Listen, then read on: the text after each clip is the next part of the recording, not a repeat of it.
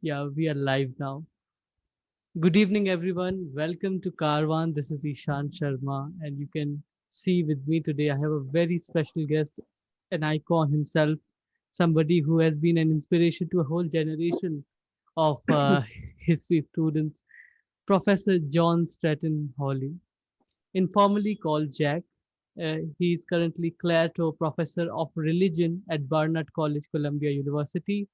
His most recent books on India's Bhakti tradition are a Storm of Songs, India and the Idea of the Bhakti Movement, published in 2015 by Harvard, Source Ocean with Kenneth Bryant in 2015, published again by Harvard, and Poem by Poem commentary called Into Source Ocean, Harvard Oriental Series in 2016, and Krishna's Playground, Vrindavan in the 21st Century, published by Oxford most recently in 2020, last year.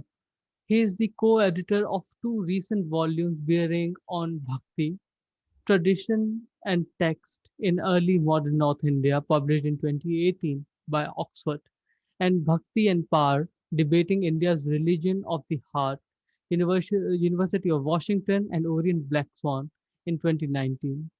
A Storm of Songs received the A.K. Coomaraswamy Book Prize of the Association for Asian Studies in 2017. Source Ocean received the A.K. Ramanujan Book Prize for translation of the Association for Asian Studies in 2018. Professor Hawley has received multiple awards from NEH, the Smithsonian, and the AIIS.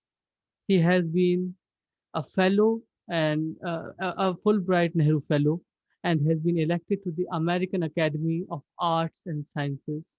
And what an honor it is today, uh, after struggling with technology and everything that we had to go through, we are here with all of you this evening for a wonderful lecture, for a beautiful lecture by Professor Hawley called Rethinking the Bhakti Movement. So without further ado, I formally invite and welcome our speaker for the day, for the night, for the evening, Professor John Stratton Hawley. Over to you, sir. Thank you so much for accepting our invitation. It is such an honor. Well, it's an honor for me. I'm not sure if it is for you, despite all that you said, but it certainly is an honor for me. And we have the mysteries of time before us. You claim that it's evening in India, which I believe because you've told me that this is the case, but it's sort of morning here for me, and I'm not a morning person. So poor Eshan knows that, I'm a little worried about trying to say anything at this hour. So if you will sort of channel the eveningness toward me, that may help me be able to shape a word or two as I proceed. I'm very honored by this invitation, and especially to you, Eshan, for having arranged it all in multiple steps, but to all of you for being here now. I have to believe this, though I can't see or hear any of you. I hope it's true. I'd also like to say in starting that I'll be giving a talk that I gave 2 weeks ago, substantially the same talk. That's a talk that I gave to the Department of Comparative Literature, Language and Literature at the University of Calcutta. So for those of you who may have strayed into that talk, I have good news for you. You can leave now. You can have your dinner. You can have a very nice evening. You don't have to listen to me do this again. I will not take this badly at all. In fact, I will regard this as a signal evidence of how intelligent you are and how determined you are to use your time wisely. So with that caveat, I'd also like to say one last thing in beginning. It's a beginning and it refers to an ending. Some of you will know, I know that you do, Eshan, that we lost a great scholar over the course of the weekend, Rick Asher, who has given so much to the American Committee on South Asian Art, to the American Institute of Indian Studies, to the University of Minnesota, and to scholarship generally. Rick was a great scholar, a great builder, a great mentor and friend, someone who just loved India until his very last breath. So let's remember him as we proceed. And I say that especially because I'm aware that for many of you living in a time of COVID, We're in this strange position where finally we're beginning to emerge from it largely in the United States. But that has not yet happened in India. So I know that there have been losses in your families and among your friends. I'm very sorry. Don't know what to say further, except that I suppose one just goes on as best one can and hopes that there will be a better day. What I'd like to do this evening is to begin with a sort of book review of my own book. I'm not sure what the etiquette of that is. As you can see, it's a little thick. It's this book called A Storm of Songs. Doesn't have to be this thick. In its paperback version in India, it's rather thinner. And it doesn't cost all that much, but you can decide whether you might want to have this on your shelves after tonight's talk. In any case, I'd like to sort of start with a book review of the book, since it is a kind of heavy book. It took me a while to produce it, and not use PowerPoint yet. But if you're beginning to blur and wondering when there will be images, if you would check back in about 25 minutes, having had your dinner, talk with your family, whatever you think would be appropriate, then we'll be seeing some PowerPoint slides that I hope will help to illustrate and dramatize some of the points that I'll be making along the way more programmatically at the beginning. A Storm of Songs, I owe the phrase to Rabindranath Tagore, is a book about the idea of the Bhakti movement. The idea that India's true religious history is nothing that might be captured within the confines of any particular religious community. Bhakti, as usually translated into English, is devotion. But if that word connotes something entirely private or quiet, then we are in need, as you would know, of other terms. Bhakti, I want to say, is heart religion, sometimes cool and quiescent, sometimes hot. The religion of participation, community, enthusiasm, song, and often a personal challenge. The sort of thing that coursed through the Protestant Great Awakenings in my own country, the United States, in the course of the 19th century. It invokes the idea of a widely shared religiosity for which institutional superstructures aren't all that relevant, and which, once activated, could be historically contagious, a glorious disease of the collective heart. Not COVID, but a sort of anti-COVID, a happy COVID. There's a whole galaxy of Bhakti poets who have been moved to song in the course of Indian history, as well you know, and their songs are still sung today everywhere across the subcontinent and in all its major languages. In Hindi, there's Kabir and Surdas, Raidas and Mirabai. In Tamil, there's Namalwar and Andal, in Marathi, Namdev and Tukaram. In Punjabi, Baba Nanak, who became the first of the Sikh gurus, and so forth and so on. All of these are Bhakti poets. They come from both sexes and all social stations, even if not as equally as we might sometimes like to think. So what is meant by this commonly shared religious heritage is far more interconnected and tangible in popular perception than what our President Dwight Eisenhower meant when he said, sometime in the course of the 1950s, that American government, here I quote him, that American government makes no sense unless it is founded in a deeply felt religious faith. And he added, I don't care what it is. Here we do care, even though we may not agree exactly about what we're speaking. The Bhakti movement is a beautiful idea, though it's fuzzy enough to permit of drastically different interpretations. These often pivot on the question of whether Muslims belong within the fold or not. And if they do, is it in defiance of the kind of religion that the idea of Islam is supposed to protect? Mazhab, Qaum? You could ask whether certain types of Hindus belong too, since a fair amount of Bhakti poetry is devoted to pillorying the ritual and scriptural pretension of, yes, Brahmins.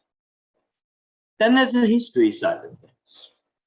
Speaking in very broad terms, the Bhakti movement idea takes the great bookends of Indian cultural and political history. On the one side, the classical hegemony of the Guptas. On the other side, the arrival of the colonial and then national hegemonies, and fills in the space between the two.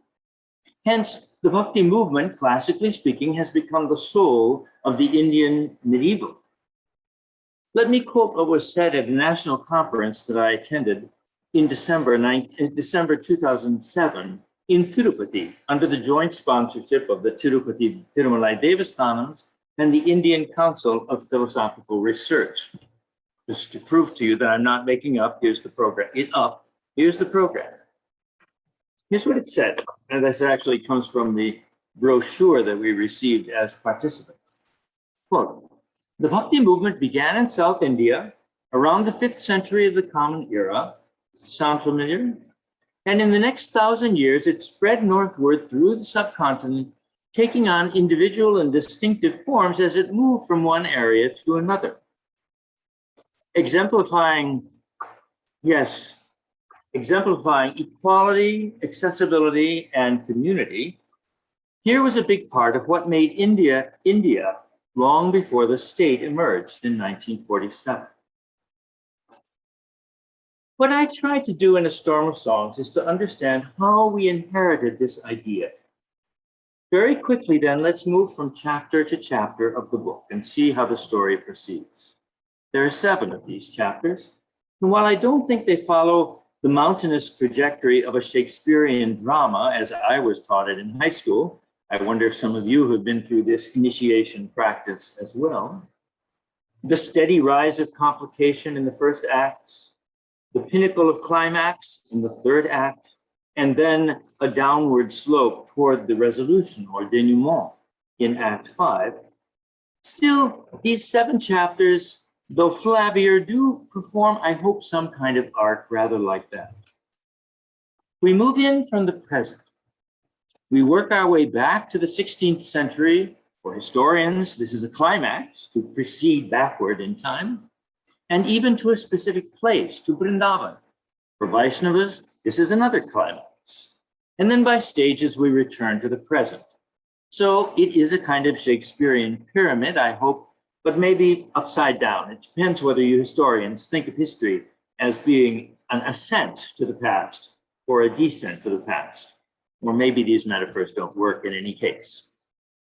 Chapter 1, the Bhakti movement and its discontents.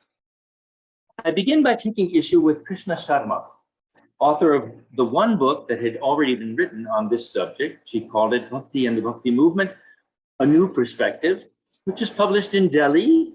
Specific places are associated with this idea, actually. Delhi is one of them, published in Delhi in 1987. As some of you may know, she was on the faculty of Miranda House. Sharma believed that the idea of the Bhakti movement was a caricature of Indian religion that had been perpetrated by people looking like me, by foreigners, Christian Orientalists like George Pearson, who wrote largely in the language of the conqueror, of course, English.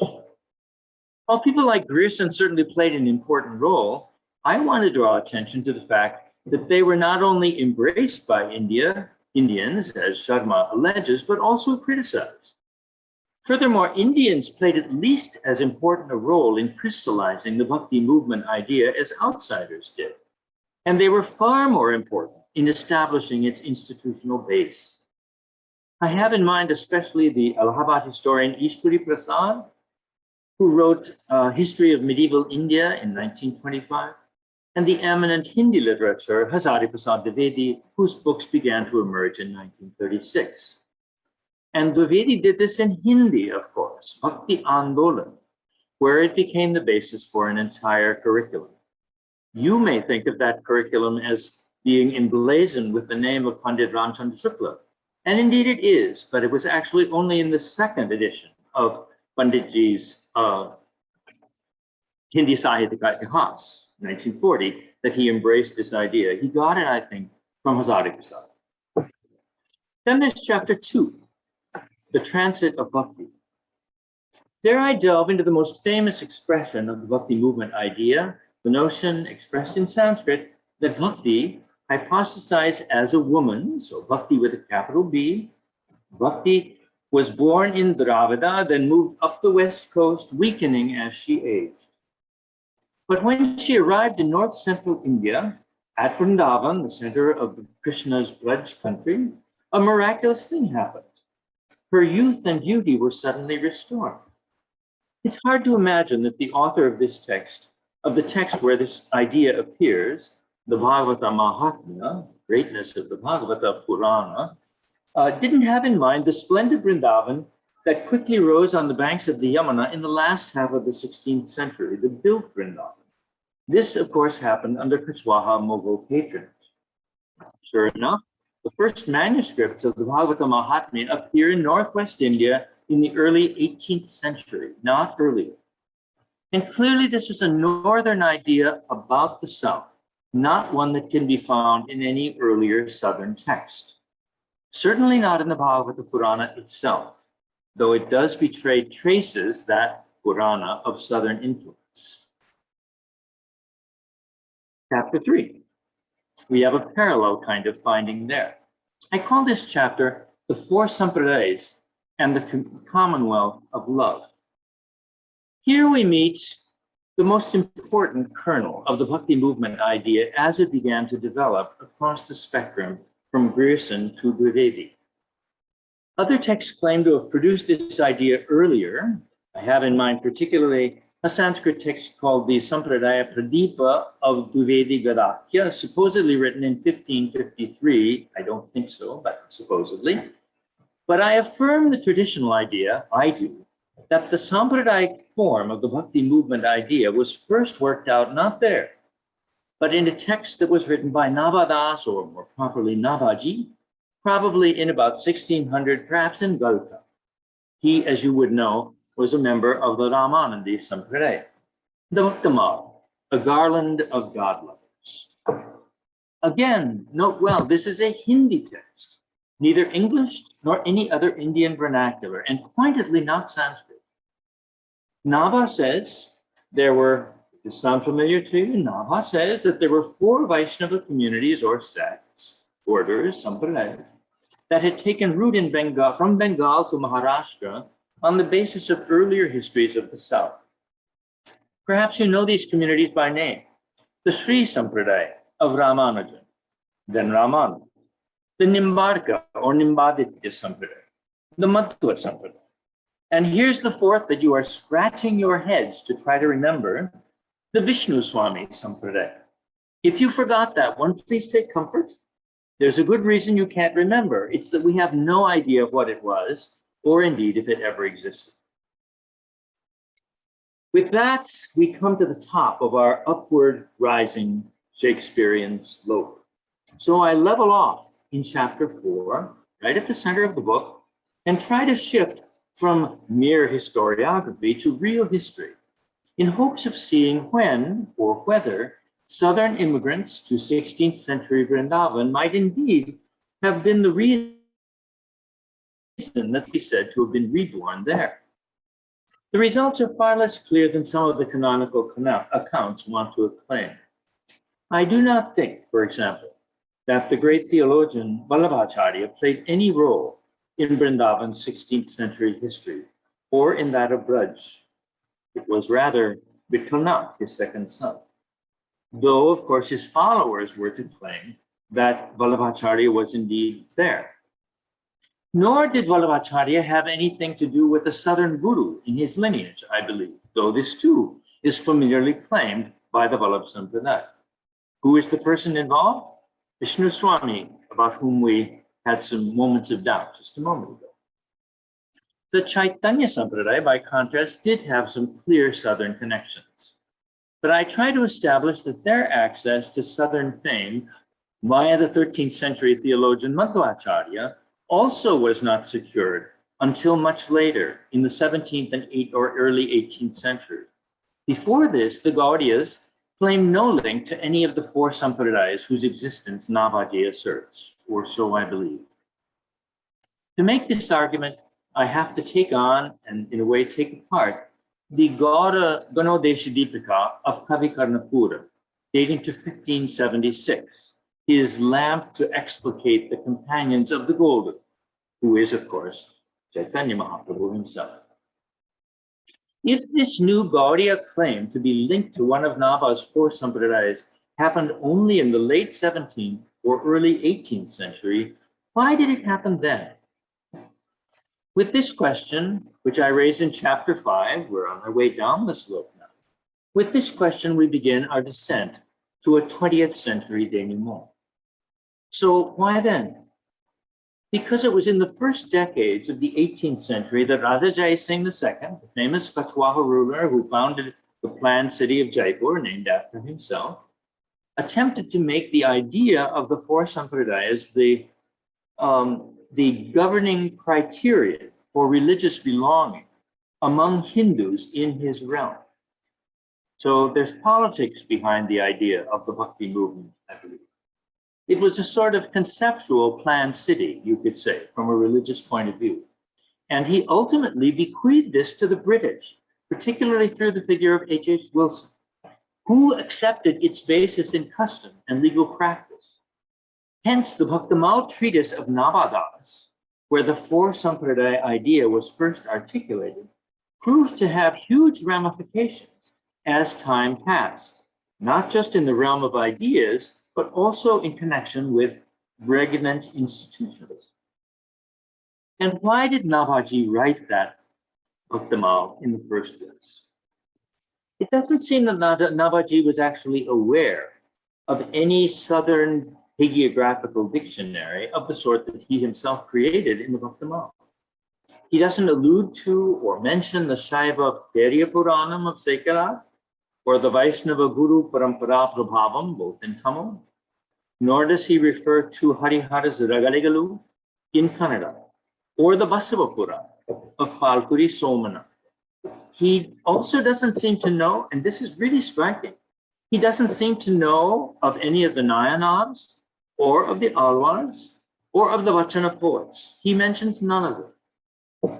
So it's not likely, I think, that Navaji was working on the basis of a Southern model. Rather, he may have modeled his Bhaktimal loosely on something much closer at hand, a Muslim or Persian tazkira, a genre that he must surely have known about if he lived in Galta, as is usually claimed. Think of nearby Ajmer and its Chishtiya Pul on Akbar, for example. The road went right straight through or just below Galta itself. So in some ways, the Bhaktimal, this founding document of Bhakti movement thinking, seems grounded precisely in Indo-Islamic historiographical practice. It's a kind of Hindu tazkira.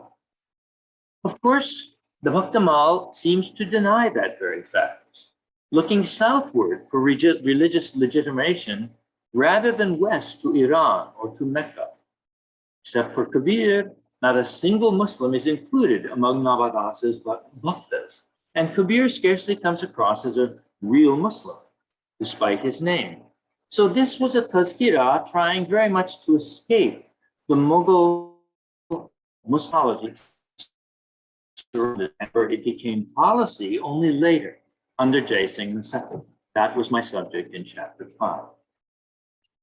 Farther down the slope, we're getting there, we have chapter 6, which is called A Nation of Bhaktas. Nation. Remember Hadari Prasad Dwivedi, who encoded the Bhaktimal's four sampradaya ideas so convincingly into the history of Hindi literature starting in 1936? It turns out that he actually did this in Shantiniketan, Tagore's educational utopia in Bengal.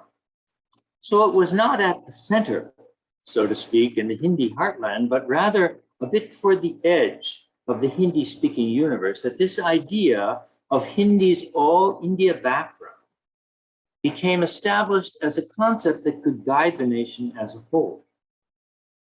Maybe this adulation of Hindi sounded better coming from Bengal than it would have done if it came from Benares, less like self-advertising. Or maybe it's the case that some things really do come into somewhat better perspective from the edge than from the center. In any case, as we recall, this was the time, the late 1920s and 30s, when there was a very optimistic sense that Hindi could really function as India's national language. In parentheses, why are we speaking English right now and not Hindi? Yet look at how excruciating this particular time turned out to be, and not just from a language point of view. The new building for the Hindi Bhavan at Shantiniketan was constructed when? In 1946 and 1947, just before independence, or rather just before independence. Two nations were born, not one, and they were sworn enemies.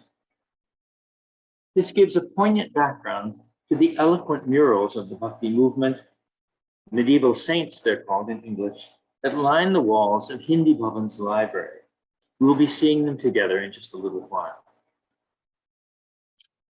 This brings us at last, take a breath, this brings us at last to the bottom of our Shakespearean slope.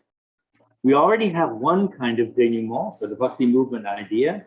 It crystallized in the cultural politics of nationalism that led up to 1947. But now we have to ask, so what? Many years have passed. Is the resolution complete? So what if we know where this idea came from? So what if we know how contingent it is? What do we do about it now? Especially, what do we do about it, if I may include myself in this august company, as historians? I think it's a good question. What I hope is that this historical grounding we've just reviewed gives us something to lean on as we watch the appeals to bhakti that are apt to be made nowadays in India and in the Hindu diaspora.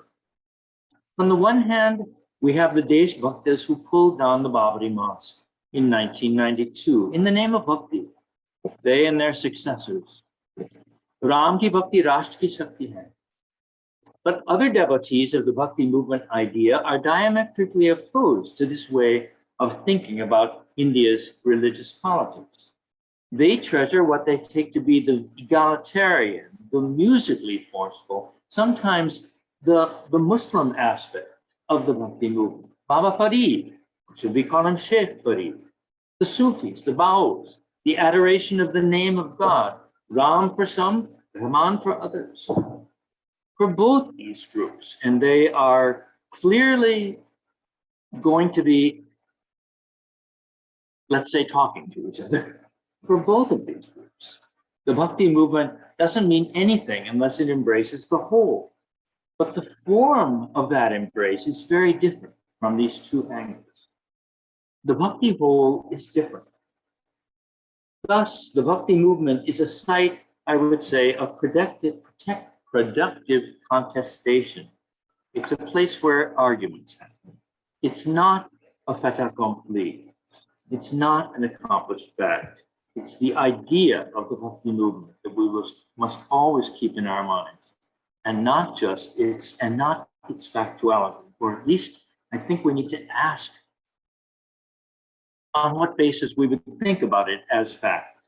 Rather, I think we see that factuality evolving in the course of conversations about the idea of the Bhakti movement, and it's happening today.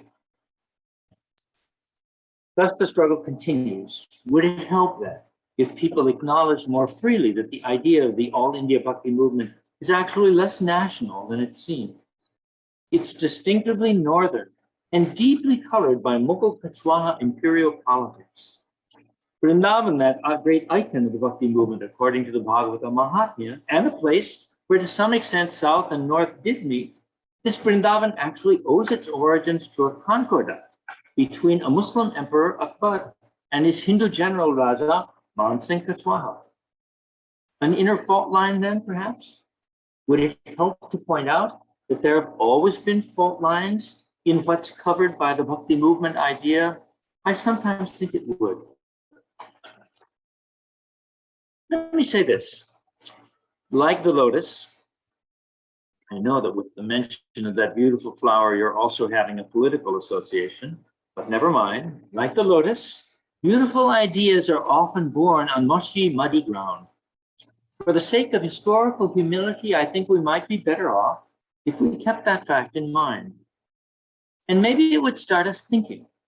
Maybe we'd want to head for a formulation like the Bhakti network rather than the Bhakti movement, less determinatively historical, more plural in its design, and with less implication that social and religious reforms are always on the agenda. It's messier. In short, it's more muddy. But that doesn't mean there's no there. I don't think so. To me, the Bhakti network, extending over many centuries, regions, and communities, is one of India's greatest glories. It continues to exist and thrive today. Okay, so that's the big picture. I'm going to drink a glass of water, if you'll permit me. And I'm going to go over and turn off my air conditioning. I'll be right back.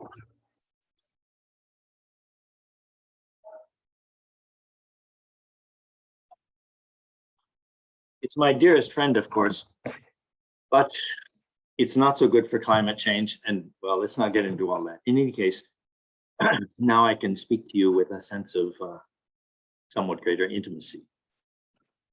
So now let's go back and take a second look at some of the ground that we've covered, thanks to the good offices of my dearest friend, Eshan aside, my dearest friend, Sriman PowerPoint.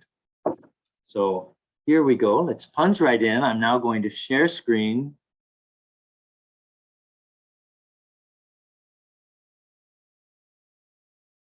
And Ishan, will you be my witness? Did I make it? Can you see what we're doing here? Yes, yes. Okay, good. Let's go to slideshow so that you can see the whole screen. I'm sure you've seen this image before. This is the one that the Hindu turned to when it wanted to illustrate a review that one of its writers, Anuradha Raman, did of A Storm of Songs when it appeared back at the beginning of 2016, which was when the book came out. Now, this image is housed in the National Museum and it's publicly available thanks to what else? Wikipedia Commons. Can you tell whom we see here? It's Kabir, of course. His loom gives him away. And to the right, okay, it's Kabir, and to his right we have Namdev and Pipa. Pipa's from the West. His presence takes us to the Ramanandis, actually, since they were the ones who first made us aware of Pipa. We meet him, for example, in the Parichayas of Ananda Das, also around 1600, and also in Navadas. Namdev also resonates with this idea, after all. So we have Pipa from the West. We have Namdev as a sort of representative, someone who works somehow in both Marathi and Hindi. So he's already a sort of Bhakti movement himself. And then on the left, we have Raidas or Ravidas, or in Marathi, Roidas, the Chamar of Banaras. Note the sweet-smelling flower that he holds and his especially intimate relationship with Kabir. Actually, there's a literature of contestations between these two, which you would never know it from the way in which they're positioned in relation to each other here. In other paintings, Ravidas sometimes has a Sufi look, a murid to pir in relation to Kabir, or perhaps backward. Thus we have a Dalit on the left, all the way across to a king who abandoned his regal powers on the right, Pipa. A Purvi and a Pashmi, and a bit of the north-south flavor in Namdev. I do wonder where he got that beard. I love the hat too, and there are art historians who know these things. Kabir, in any case, is smack at the center. Not bad, this 19th century painting for a Bhakti movement illustration, but please remember the implicit Ramanand.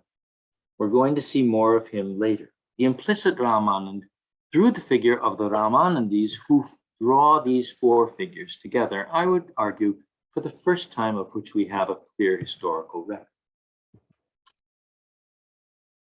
I don't want to bore you too much with what I had to say in my conversation with Anuradha Raman, but I think it's important to see the kinds of questions that she wanted to ask and the title she wanted to give to that piece, Bhakti Challenges Communal Religion. We talked about the importance that can be played by a religious narrative at the center of national identity. She was concerned about the way in which the term Bhakti itself seemed to have been captured by one political group. I couldn't help thinking about my own country, the United States, as she spoke, because after all, we too have our Bhakti movement narrative. It starts with the Pilgrims arriving in Massachusetts in 1620, religious dissenters turned out of Europe. It carries on through the stories of the itinerant Methodist preachers, commoners rather than high caste people, and gets mixed up with the pernicious notion of manifest destiny and the taking of the West in the name of Christ. Ours is an east to west Bhakti story, aimed at a, quote, frontier. For all of its melting pot aspects, gesturing to persecuted religious and social groups of all sorts, it's basically quite a white narrative. Donald Trump was carrying that flag high in early 2016 when Anuradha Raman and I were in conversation. It was soon to become very much worse. By now, we have a very powerful sense of what a white supremacist Bhakti movement narrative looks like. Consider January 6th in Washington, D.C., almost exactly 5 years after the book was published and she and I spoke. So where is America's true Bhakti movement story? This year, as we see, it runs through George Floyd and Isabel Wilkinson's new book called Simply Cast. Take a look at what I said back in 2016. Perhaps you'll see that the phrase down here, a divinely ordained collective belonging, occurs. Something that could bring people on different sides of what were perceived as great divides together. You'll see the hope of a consciousness of a reality that would go deeper than religious affiliation. That's what we said about the Bhakti movement in India. Hopes, what else do we have? In my country, as well as in yours, I hope that the act of looking hard at the narratives we cherish will help those hopes make real sense. We'll see that the narratives have holes in them. We'll see how constructed our pasts are. And that really was the whole point of writing A Storm of Songs. By the same token, we'll see that the job of constructing and reconstructing our Bhakti movements is really important. Otherwise, we're in the realm of QAnon and fake facts in my nation, and the rewriting of NCERT textbooks and much else in yours. In a speech given not long ago in Bengal, a well-known politician described Chaitanya Mahaprabhu as a freedom fighter. Really? So much so that he sent his Persian-speaking converts, Sakar Malik and the Bir Khas, whom you may know as Sanatan and Rupa Goswami, to Braj, where their Persian skills, both as a language and as a form of administration, helped them connect with Mughal Kachwaha political forces. This is freedom fighting? It's a complicated story, this Bhakti story, and we ought to know that. And what about the overarching narrative? Here it is. Bhakti is a woman working against schismatics, Pakande, who tried to dismember her. Utpanadare saham vriddhim karnatake gata, kvachit kvachin maharashtre gurjare jirnatam kata. Vatra ghoda kale yoga Pakande kanditam vika, durvalaham chiram yata putrabhyam se mandatam. Those putras are Jnana and Vairagya, you may recall. Vrindavanam punaprapya navineva surupini jataham yuvati samyak preshtarupatu samyak. As you may recall, again, she's traveling with Jnana and Vairagya, knowledge and renunciation, who are here figured as her sons. He comes to youth and life in Vrindavan, but they have to wait until, this is a part that isn't often recalled, they have to wait until they get to a place that may be a little more, how shall I say, auspicious for their awakening as philosophical types than perhaps Vrindavan was, with its strongly vernacular culture. All of this is quite important to remember, actually, as you come to the Bhagavata Mahatmya, and as I do these days, it's apt to be through the edition that's published by Gita Press, where it seems as if the Bhagavata Mahatmya is a kind of prelude to the Purana as a whole. It appears in the first pages of the Gita Press edition. But please remember that this really is not so. The Bhagavata Mahatmya is variously dated, probably 9th or 10th century, maybe with some associations to the south. And what about the Bhagavata Mahatmya? The earliest manuscript that we have is dated to 1714, much later. And a cluster of 7 manuscripts appears in a single year, 1731. I beg your pardon. What did I want to say? We've got 7 manuscripts between 1714 and 1731. It's kind of, bursting forth of a text which hadn't been known before. and 3 of them were written in a single year, 1724. The author doesn't identify himself. I presume it's him and not a her, but the manuscripts are all well preserved in libraries where? In Rajasthan, or very near thereby. Baroda, Jaipur, Jodhpur, Nathdwara, Kota. Very likely this is where the text itself emerged. One of those manuscripts escaped to the British Library, I have to confess. You can see how important I think the study of manuscripts is to the reconstruction of this particular part of Indian history. And those of you who are students of Indian history, I deeply hope that manuscripts as a field of study will just capture your attention, the fervor that you have. There is a catch to this manuscript story. I've tried to lay out as convincingly as I can just now. There is one manuscript of the Bhagavatama Mahatmya that is much, much earlier than the group I've just spoken of. It dates to 1347 or 1348, according to the Julian calendar, to be precise, Vikram Samvat 1405. If this Mahatmya is Colophon is to believe. Sure enough, it comes from Vrindavan. Where else? From Rajasthan. It's archived in the Vrindavan Shodh Sanstan, though no place is given in the colophon of the manuscript itself. So how did it get to Vrindavan? There's a set of mysteries about the scribe and his patron, but let's just look at the date for a moment. The month, the Maha, doesn't seem to be specified. The scribe goes on to give the Tithi, Suklapaksh 14, and then alas, there's a problem with the page. It's torn. That makes it hard to check the date in a Chrestomati. But here's something really important. Can you see? Look at the date. Can you see that there has been overwriting in the Vikram Samvat 1405 BC? The second and fourth numbers have been retouched. Something is happening, and I suspect it has to do with the desire to locate this manuscript many earlier than its peers, earlier than it's what I think was its original date. Why do this? To make it seem older, more authentic, to make it speak, so to speak, from the middle of the Bhakti movement itself. Let me leave it at that. So manuscripts, they're wonderful. They tell us a lot, but they also present problems that have to be solved. And some of those problems have specifically to do with date.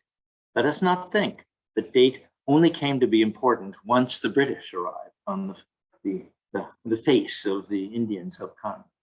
Yes, dates as such perhaps became a different kind of importance at that point, but they mattered earlier too, when these readjustments were made to this particular manuscript. Now, maybe that all seems a little technical. So let's go back and look at the big picture. As we do, though, please note that media still do matter. We were talking about the medium of manuscripts. This time we're going to be talking about, you won't believe it, but All India Radio. Radio. We're in a time, of course, where media are changing faster than I care to think. Hugely important. And this time, the politics that are involved, and there are politics, is Congress politics. And get this, there's going to be an academic at the center of it all. In the course of the year 1964, when Lal Bahadur Shastri succeeded Jawaharlal Nehru as Prime Minister, the Minister of Information and Broadcasting approached a renowned Sanskritist to give a set of lectures over All India Radio. This was the eminent V. Raghavan from Tamil Nadu. The person issuing the invitation, by the way, was Indira Gandhi, unless. Raghavan, she asked to give the Vallabhbhai Patel Memorial Lectures for that year and to speak about the matter of national integration, a watchword of the times. He entitled his lectures The Great Integrators. And who were these integrators? Great figures of the Bhakti movement, of course, and he used the concept explicitly. Here was a fully public articulation of the idea that we have been studying. They were beautiful lectures, soon published as a book, given and written in English. National integration is happening here in English more than in Hindi. The map you see is not Raghavan's, but mine. I'm trying to map out what he said actually in relation to what we've just been thinking about, the Utpana Dridesa Aham story. The solid line that you see here it is. The solid line depicts that vision of how Bhakti moved from north to south, used from Dravida all the way up to, as we've seen, Haridwar. She's usually said to have started this journey in the 6th century or so, perhaps 5th, when the songs of the Tamil, Shaiva, and Vaishnava saints began to appear. By the 16th century, she reaches Vrindavan, and she continues north from there. But Raghavan paints a rather richer picture. He does a complete circumambulation of the country, a true pradakshina, as you can see in the broken lines that move way out to Sind. So here is this pradakshina that he makes of Bharatmata.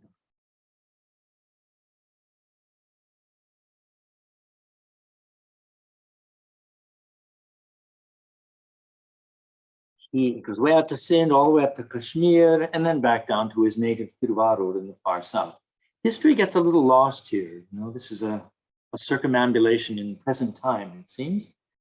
History gets a little lost, but if you were to interrogate what happened down there in Tamil Nadu in the 17th and 18th centuries, you would indeed want to take a look at what was going on at the court of Tanjore, where Raja Sarfoji brought manuscripts and actually performers from the north to the south. So it's not an empty concept, circumambulation. And finally, let's notice a third line that I've drawn on the map, a third aspect of what Raghavan had to say.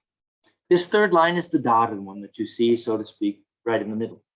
It's a direct train from Tamil Nadu to the north, the Srirangam Banaras Express, I would like to call it.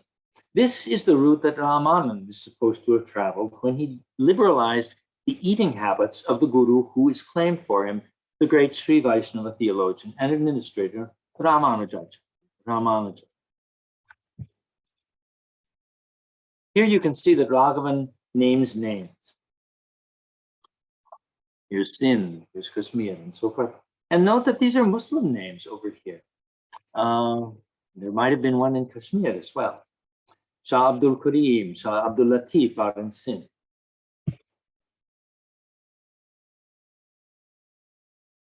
Raghavan remembers actually how he gives you a whole, I have to tell you, just seeing these names still makes me excited. They do relate to one another, even if not according to the exact patterns, I think, that we've necessarily been taught.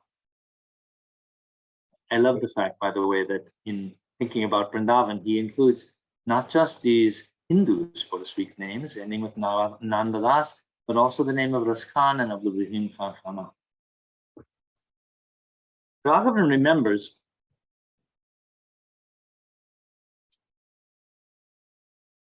how he first encountered this all India bhakti as a boy in Tiruvarur. You can see what he says here. And he directly quotes the popular doha that explains how Ramanand is at the center of the whole concept. Ramanand and then his pupil Kabir. Bhakti Dravin Upaji Lae Ramananda Paragat Diya Kabir Ne Saptadeepa Navakand. In a way, this gets us back to the 19th century painting with which we started. But now Ramanand's present behind the scenes is explicit. He's no longer behind the scenes. South to north, he's the visible spine of the Bhakti movement. That is the spine of the idea of the Bhakti movement. We actually know almost nothing about Ramanand, and Kabir certainly never mentions him. I see no reason personally to think that Kabir was in fact Ramanand's chela. Tradition supplies him with a guru because it needs this south-north magnetic field. And it was the Ramanandis of the 16th century in North India who created this tradition, I believe. We find that notion of Ramanand as the teacher of Kabir and Raidas and others in Anantadas and Navaji, both Ramanandas. Here you can see what Tagore did with this in his poem, Sweet Mercy, written while Gandhi was undertaking his fast for untouchability in 1933. Ravidas, Raidas, as he calls him here, crouches at the edge of the road as, I quote, Master Ramanand was walking to the temple after his morning bath. You can see what happens. Raidas bows at a distance, conscious of his ritual impurity. Who are you, my friend? Ramanand asks. Mere dust, dry and barren, but thou, my master, art a cloud from the far-away sky. If sweet mercy be showered from thee upon the lowly earth, the dumb dust will cry out in ecstasy of flowers. Then there is an embrace. Ramanand breaks through untouchability, and Raidas felt, I quote again, lavish love, which made a storm of songs, there's my title phrase, to burst across the heart of Raidas, the sweet. In Tagore's view, in the period of Gandhi's fast against untouchability, in Tagore's view, this is how Ravidas was swept into the Bhakti movement and became one of its important parts. The monsoon of the south shed its rain upon the north. Actually, this very monsoon metaphor was a part of what Hazare Prasad Dwivedi was thinking about the Bhakti movement, the Bhakti Andolan, at just about that time. He first published the idea in his book on Surdas in 1936. As you remember, he was teaching Hindi at Shantiniketan when he did. And the institution over which he provided was Hindi Bhavan, under Gurudev's kind guidance. I want to show you Hindi Bhavan. I want to show you how Binod Bihari Mukherjee transported this coherent image of the Bhakti movement onto the walls of Hindi Bhavan's library, its main hall. As you'll see, we're looking up at these frescoes. The east wall had already been taken. That's the wall over here. It had already been taken to depict the story of the Ramcharitmanas, and it was Nandalal Bose who had actually already done that fresco. So that left the south, west, and north walls still to be filled in, which was perfect, actually, for the Bhakti movement narrative. As we move to the center of the southern panel, right above the door, we find Ramanujan. His hand is on his heart, you might say, and he opens his other hand in a gesture of gift-giving, Varadavata, I would say. He's shown larger than all the others. Hieratic scaling integrates, points to his importance. And do you see the person that his hand seems to be pointing to? That, I was told by K.G. Subramaniam, who assisted Binod Bihari in his work, that is none other than Ramanujan. On this transmission, from this hand of Ramanujacharya to this hand of Ramanujan, everything depends. And there it is squarely at the center of this image of the South. And where does it go, this Bhakti movement, once it's been Varada, handed on? It goes to Kabir. Here you see him just a little to the right, seated and with a beard. Seated, he's a yogi. With a beard, he's a Muslim at the same time. Here, provocatively, we see him also on the southern wall. But really, he is there to introduce a transition toward the north. See the direction in which he's moving? He's looking toward the western wall, which is, of course, the south and north surface. Here it is. Miraculously, we see Banaras, Kabir's Banaras. The river Ganges, as you know, turns north, in fact, at Banaras, and Binod Bihari Mukherjee has brilliantly captured that on the western wall here at Shantiniketan. Sure enough, we see another great Banarsi, Tulsidas. Here he is. Tulsidas being visited by Hanumanji in the guise of a sadhu. Thus, we are told the Manas came into being. And in fact, we have the Ranas on the opposite wall, once again, a direct sort of facing or mirroring in the Nandalal Bose image of it over there. I wish I could see Ravidas or Raidas in this picture of Banaras, in the time of Tulsidas. I cannot find him. And now to the north, at last. And there we see Surdas, the subject of Hazare Prasad's first book, and the place where he first articulated his Bhakti Andolan idea. You can see how Sur needs a boy to lead him around because he's blind. And at the center of the northern wall, can you believe it? Have you been expecting perhaps Nanak? No, it's not Nanak. It's the 10th Guru instead. It is Guru Gobind Singh with a sword and surrounded by warriors. This is what traces directly back to the exchange between Ramanan and Ramanuja in the South. Bhakti has taken on a political, a governmental face. And yet, for Vinod Bihari, there's always ultimately the people. Bhakti is always about the people, the small people, the people with no names, the people whom we don't know who they are, and not just men, but women. We end this wonderful 3-part mural series in a Bengali village. It's this sense of Bhakti as the people's religion that caused the artists' collective Sama to include the entirety of Vinod Bihari Mukherjee's Medieval Saints in their poster of Ayodhya, which they mounted as a challenge to the assault on the Babri Mosque in December of 1992. You'll see these 3 panels here quoted, so to speak, on this large poster of Ayodhya, which was mounted by Sama. Hum Sab Ayodhya was their claim, not just Hindus, but all who have lived there over the years, Jains, Buddhists, Muslims, and who have treasured it from afar, from Thailand, Bengal, or Cambodia. For this, they felt Vinod Bihari and especially Kabir were the banner carriers. We cannot say that the Bhakti movement idea is irrelevant then to politics.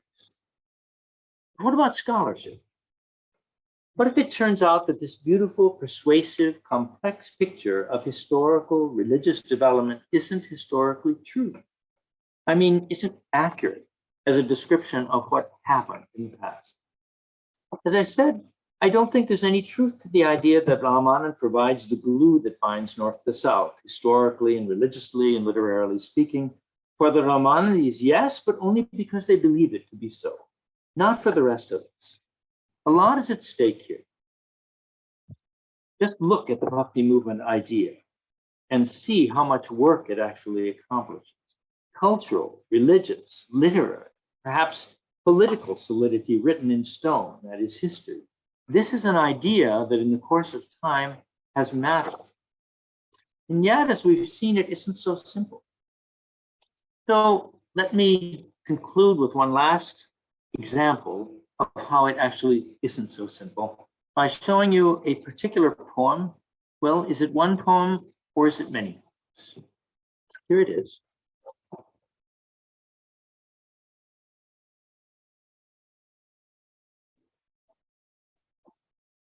I apologize for showing you only the English translations, but it's to give you the idea of what's happening in more than one language. And indeed, this poem is a poem actually about an idea. If you take a look, say, over here on the left, you'll see that it's an idea about milk, about water, and about flowers in relation to the institution of Archana and offering. So here we have on the left, as translated by A.K. Ramanujan, in his Speaking of Shiva, 1973, one of the poems that's attributed to Basava. So how do we know it's Basava? Because he addresses himself to Kudla Sangamadeva, to the Lord of the Meeting Rivers. And you can see what the architecture of the poem is like. Milk is left over from the cows, water is left over from the fishes, flour from the bees. How can I worship you, O Shiva, with such offal, such shit, actually? But it's not for me to despise leftovers, Chishta. It's not for me to despise leftovers. So take what comes, Kudla Sangam.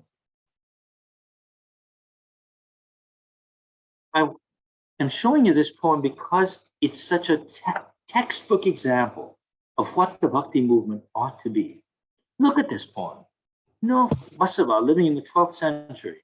Pretty good evidence for that. We already have biographical accounts of him in the early 13th. And then in Namdev, whom we think of as being in the 14th century, we get essentially the same poem, filled out a little bit, but it's still the same poem, as you can see. The water, the flowers, the milk. And then, sure enough, we have Ravidas in the 16th century. Mother, she asks, he puts himself in the position of a woman speaking to another woman, may. With what can I worship? All the pure is impure. There he states the theme. Can I offer milk? No, the calf is dirty. Same point. So here is textbook example of how the idea of the Bhakti movement actually works. Here we see a 12th century poem here, apparently, a 14th century poem here from Maharashtra, a 16th century poem here from North India and in Hindi. What more can you want? Well, alas, you could want a few more things. If we go back to the manuscripts to see what our evidence for the history of this poem actually is, it turns out that it's not until the early 15th century, actually, that we get a digest of vachanams, such as those of Vasava. It's done by an anthologer by the name of Mahalingadeva. And I don't actually know, I think it's not yet known by scholars, whether this particular poem appears in the 934 that appears in Mahalingadeva's anthology of Vachana poetry. You've been following events in the literary history of Kannada recently. You'll know that there's been much focus on how Vachana as an idea may have emerged actually in the most cogent form at the end of the 19th and beginning of the 20th century. Once again, it's history being made, not just given. So we have a question about how old this poem actually is.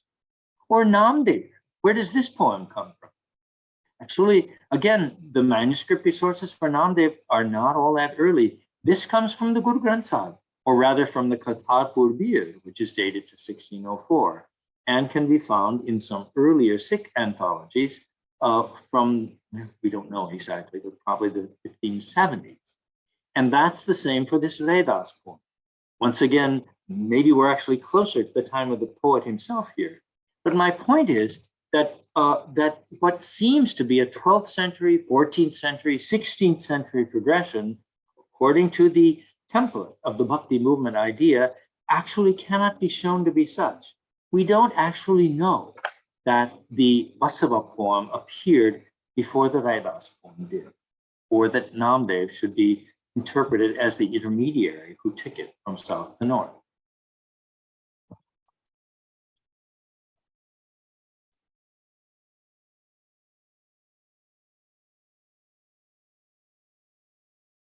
When I was talking about this particular poem with the great Saurashtrian scholar Niranjan Rajaguru, I had barely mentioned the theme of the poem when he immediately broke into song. It was in Gujarati, of course, and I asked him to write it down afterward. Please note, the song came first, the writing later, and this is what emerged. Let me venture an English translation, which you can just see.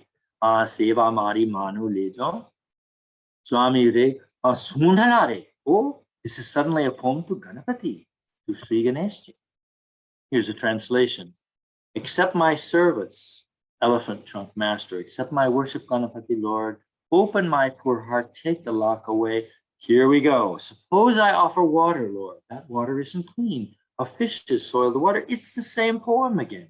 And notice what happens when this poem is sung. When we get to the end, we are given the author, the poet, who framed this poem. And who is it? By the energy of Matsyendra, Matsyendranath, it is the ascetic Gorakh. So it's Gorakhnath who is giving us this poem, at least in the version that Niranjan Rajaguru knows. Gorakhnath, how shall we date him? Probably, who knows, but probably a contemporary of Vasavas. So once again, we are confounded in trying to establish an actual, factual Bhakti movement logic according to what we expect in either of the two paradigms we've studied, either in the Bhagavata Mahatmya or in the Bhaktamal of Navadas.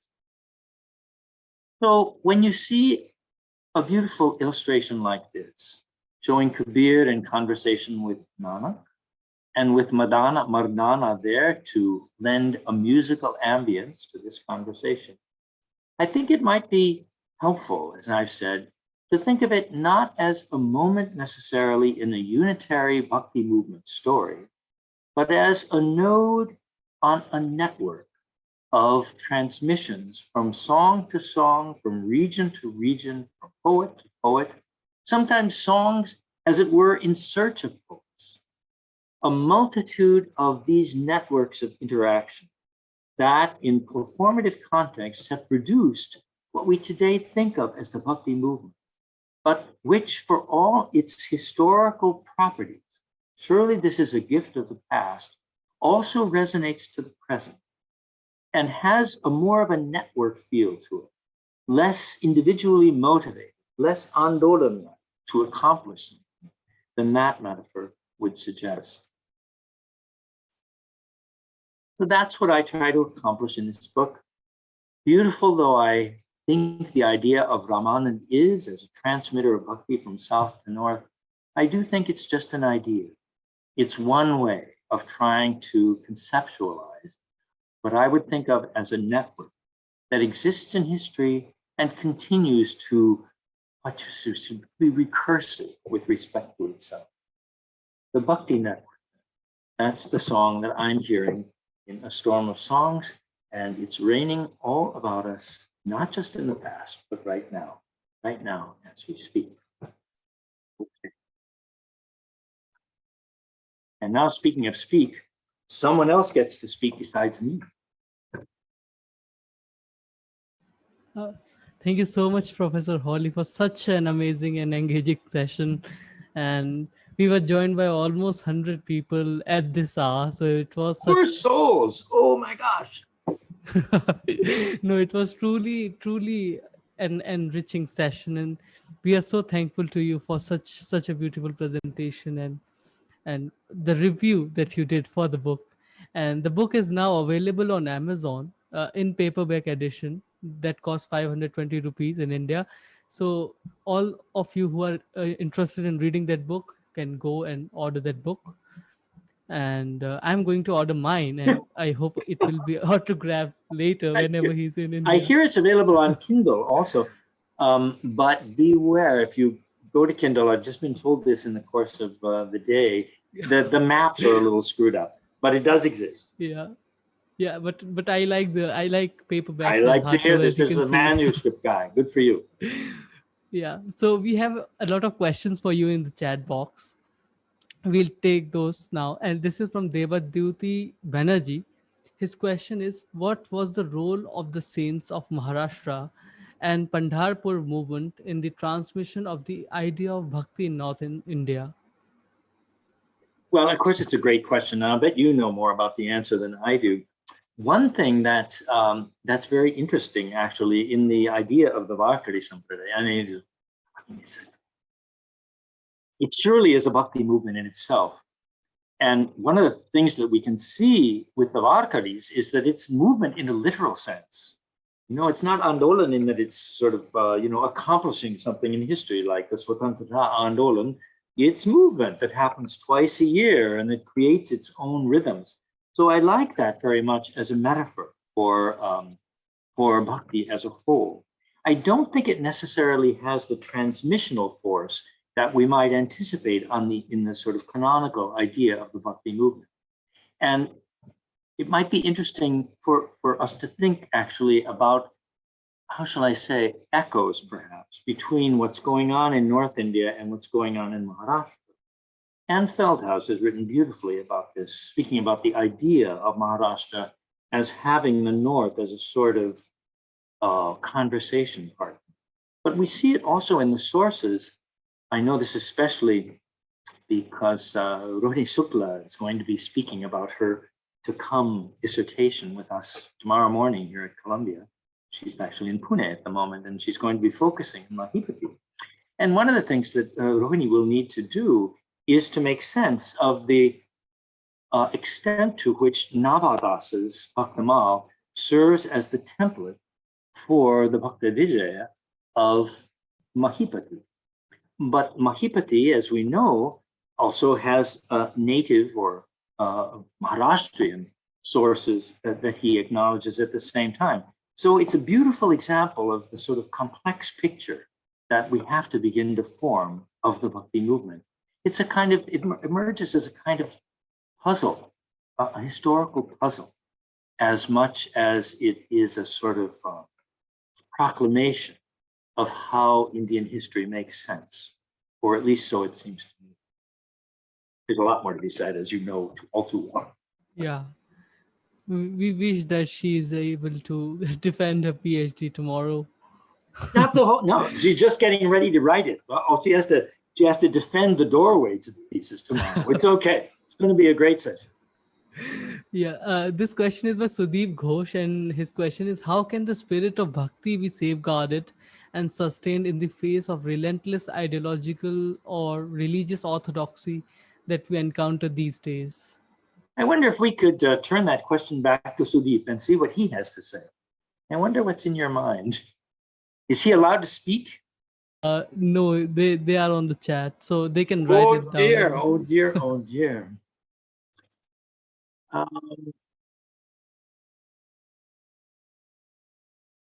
I think what I would want to say is that no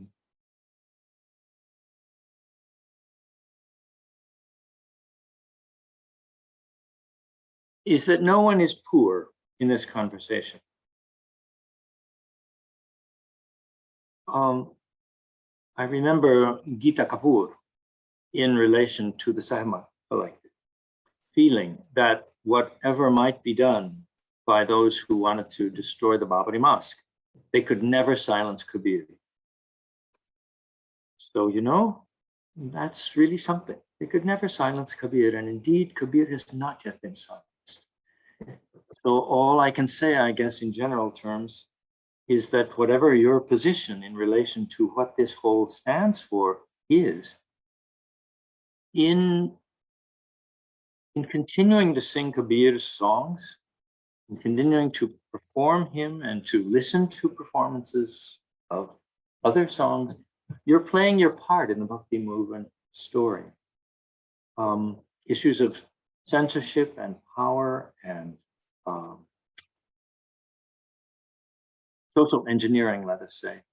It's not the first time that this has been a part of the Bhakti movement story.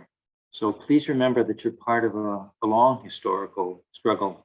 And it's not just one that's going on in India, it's going on in my country too.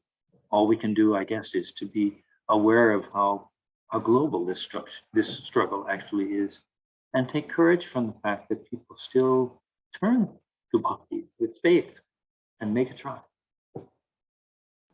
Yeah, this is a question by Sujata Chakrabarti. Her question is: Mirabai is one of the greatest sadhika of the Middle Age.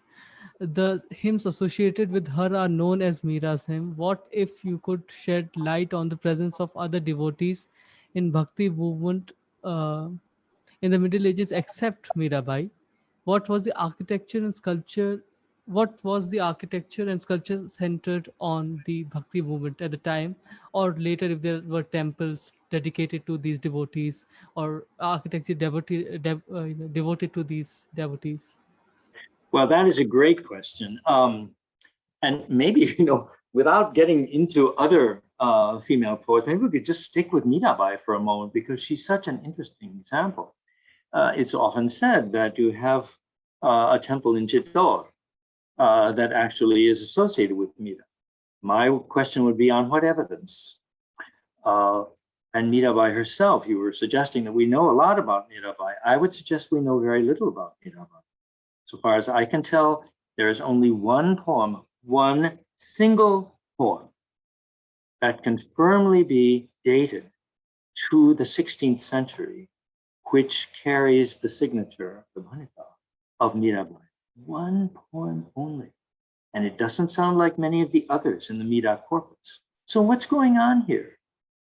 Who are the authors of these many Mirabai poems? Before we get to, a temple, say in Vrindavan, which is dedicated to Mirabai, as indeed it is, we have this very strange song architecture, you could say, that just seems to have no clear form.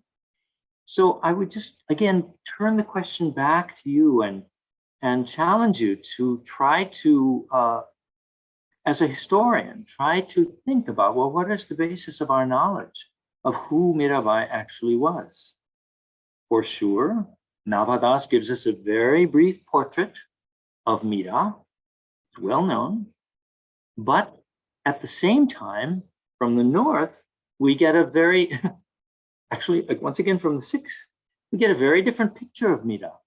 And the whole question of how she's related to Ravidas or Raidas, that's quite independent of what we read in the in Navaji. So, oh my gosh, who is this Mirabai? And what do we actually know of her in the first place? Sorry to disappoint. The next question is by Hunter Hill. His question is, this question is only tangentially related to the talk, but perhaps it has some bearing with the foundation. Okay. What do you think critical study of manuscripts in the Bhakti movement overall reveals and or will reveal to us about the place and influence of yoga, particularly that of the Naths in the Bhakti movement? Well, I have an answer to that. One moment.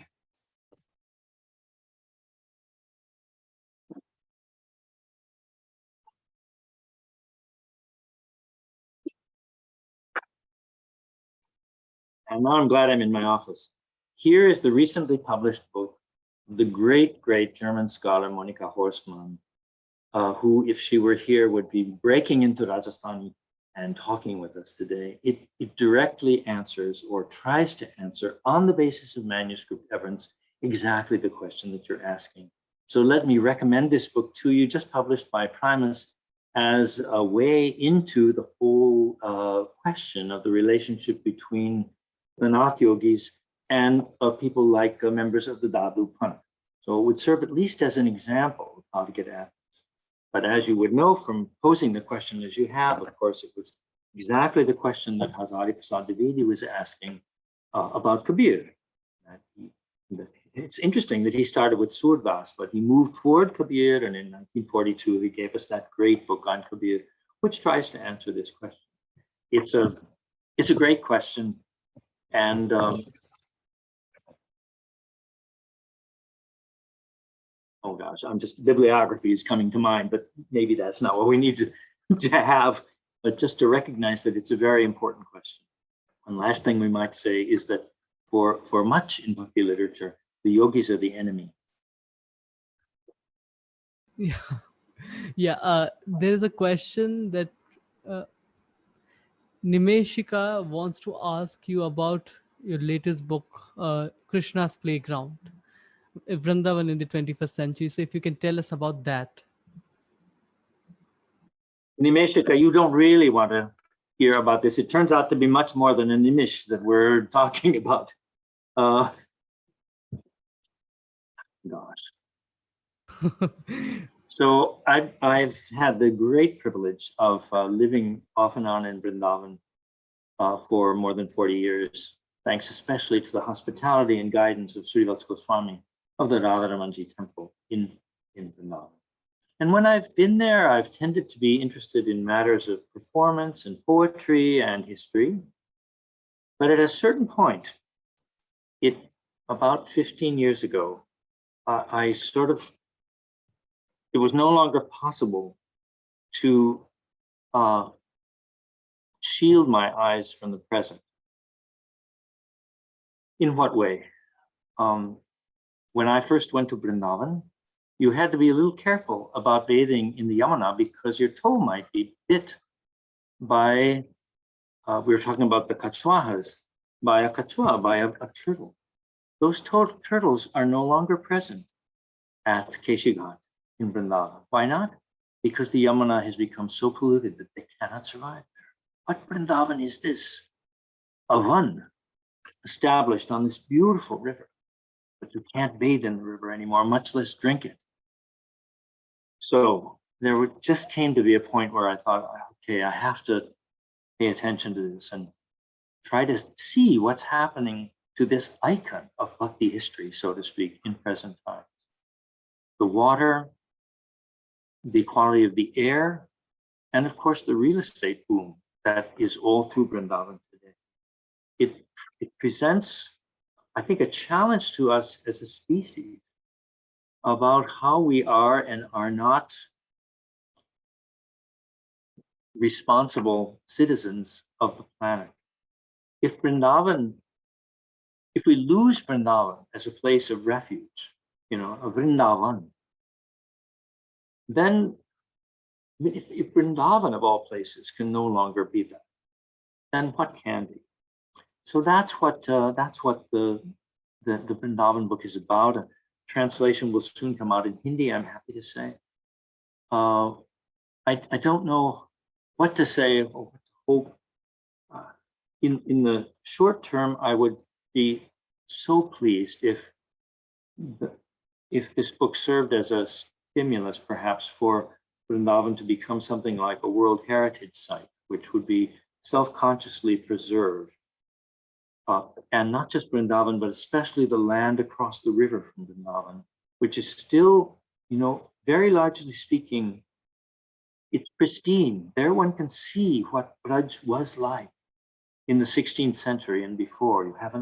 You still have an idea, but those land prices are going up, and that's not going to be there for long unless concerted common action is taken.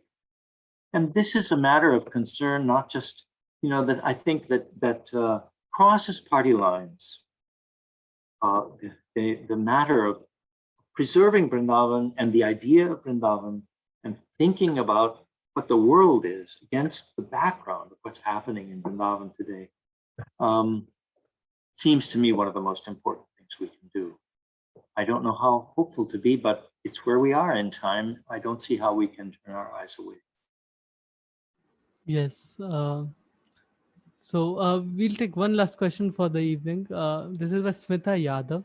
Her question is, what manuscript directs us to Buddhist and Hinduism confluence of Bhakti movements in India? And if it is absent or sparse, then is it because Bhakti movement is a post-Islamic practice to revive Hinduism? Yeah, well, if you were to look for the Buddhists, you might go way, way back to the Shilapadikaram in the Tamil sources, where certainly you have some very unkind words about Jains and Buddhists. So if you were looking for that, but else, in other regards, it's a complicated question. I wonder what you would think, actually.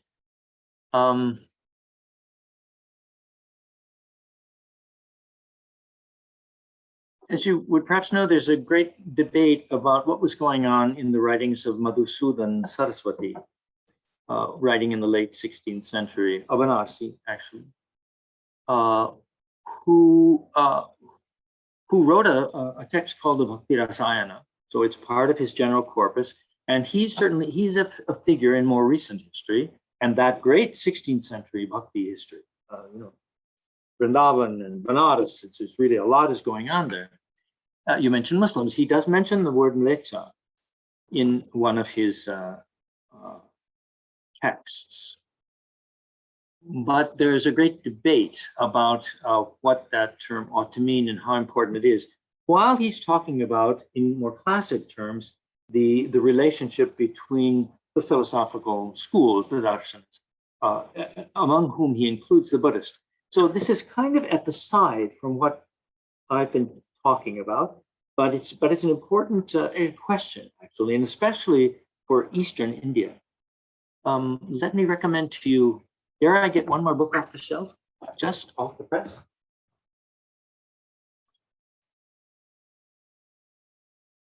I don't know whether this is yet available in India, but soon will be. Oh, it's available online at no cost from the University of California Press. Translating Wisdom by Shankar Nair. An absolutely brilliant book in which he discusses not just Madhusudan, but other figures, Persian and Arabic writers that are relevant now to the Yoga Vasishta. So not specifically the kind of bhakti text we were talking about, but still part of the intellectual world in which bhakti existed somehow in the 16th century. So maybe that would be a good resource for thinking about the question. And then, of course, there's Ambedkar on a very different front. But that story as well. Yeah. Thank you so much, Professor Hawley, for taking out so much time in the morning and for talking about the Bhakti movement, for interacting with the participants. I hope everybody liked the session. If you do, please do subscribe to Carvan. And if you have any question for Professor Hawley, you can write it to carvanheritage@gmail.com, and we'll forward that question to the professor and he can get back to you through emails. So thank you so much, And everybody. I'm apt to ask you a question back. So that's the danger. Thank you so much for this opportunity. It's a great privilege in these times of COVID where we are separated from so much. There is this miracle that thanks to this remarkable technology, we can at least pretend to be in the same room together. I very much look forward to the time when I can be in the same room in India, somewhere in India with you. I hope after COVID has passed, and may that time come soon. Yes, and thank you so much, everybody, for joining in, and have a great evening ahead.